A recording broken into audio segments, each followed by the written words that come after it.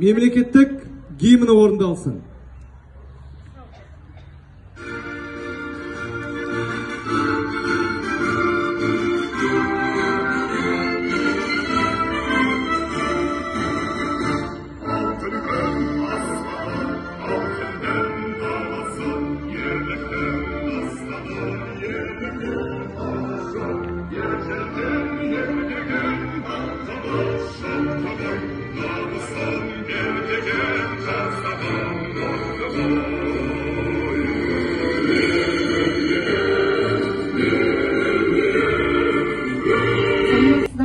Құрметті ұстаздар, оқушылар, бүгін 1992 жылы 4 маусымда Абай атындағы опера және балет театрында мемлекеттік рәмізден бастап 4 маусым жыл сайын мемлекеттік рәміздер күні болып аталып өтіп келе жатыр.